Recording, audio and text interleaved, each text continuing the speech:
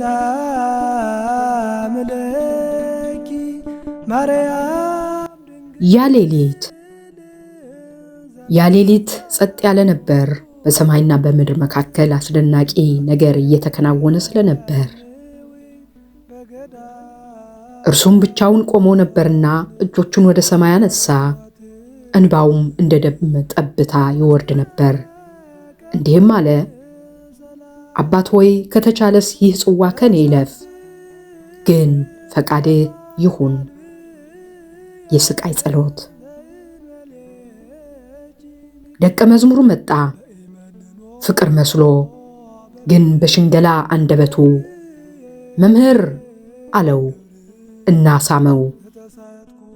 ያ መሳም የክህደትና የኩሸት ምልክት ነበርና የቀጠራቸው ጭፍሮች መጡ።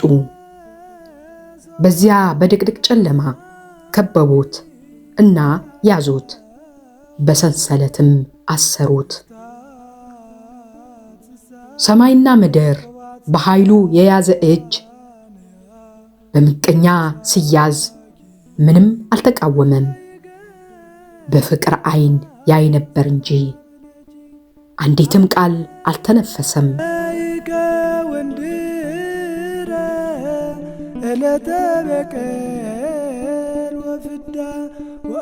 ጌታችን መድኃኒታችን ክርስቶስ በዚህ መሃል በወይራዎቹ መሃል እንደ ጸለየ ነው የሚያሳየን ማለት ነውና ሲጸልይባቸው ከነበሩት ወይራዎች መካከል 8 ወይራዎች እስካሁን ድረስ አሉ።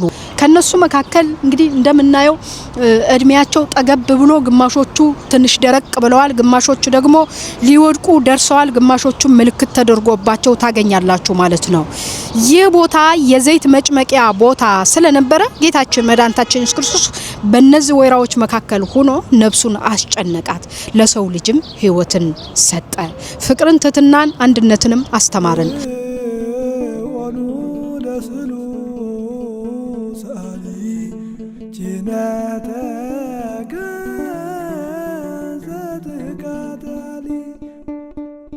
በዚያ በድቅድቅ ጨለማ እያዳፉ ወደ ፍርድ ቤት ወሰዱት።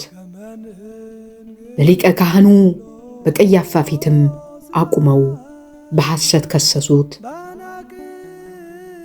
እርሱ ግን ዝም አለ። ፊቱንም መቱት፣ ሰደቡት፣ ዓይኑን ሸፈኑት። ማን መታህ እያሉም ተሳለቁበት። እርሱ ግን ዝም አለ። ሌላኛው ደቀ መዝሙር ጌታ ሆይ ሁሉ ቢክዱህ፣ ሌላኛው ደቀ መዝሙር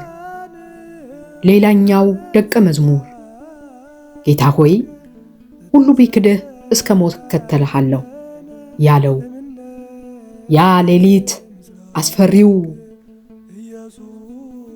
ሌሊት አስፈራው። በውጭም አስቀመጠው። ለሚጠይቁት መልሱም አላውቀውም ማለት ሆነ። 1 ጊዜ፣ 2 ጊዜ፣ 3 ጊዜ። ከዛም ዶሮ ጮኸ። ቃል ገብቶለት ወደ ነበር ፊት ቀና ሲልም ያ ንጹሕ በግ ተመለከተው። እይታውንም ልቡን ሰበረው። ኢየሱስ ሞይ በእንቲአነ ኢየሱስ ሙቅ እንተ አቀ። ሌሊቱ አለፈ፣ ጨለማው አልቆ መንጋት ጀመረ። ግን ሕመሙ ገና ነበር። ስለኔ፣ ስላንቺ፣ ስለ እርሱ፣ ስለ ሁላችን ጌታ ሲያዝ ጸጥታን መረጠ።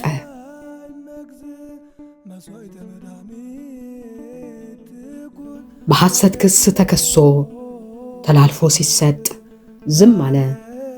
ምክንያቱም ሁለመናው ፍቅር ነውና በዝምታው ፍቅርን አስተማረ።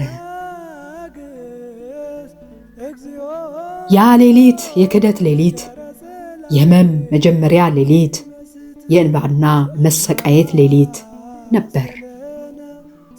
ግን ፍቅር፣ ትዕግስት ከክህደትና ጥላቻ በላይ ጎልተው ጭፍሮችና ባለስልጣኖች አሸንፈው ድል ተነስተው ሌሊቱ የድል መጀመሪያ ሌሊት ሆኖ አለፈ።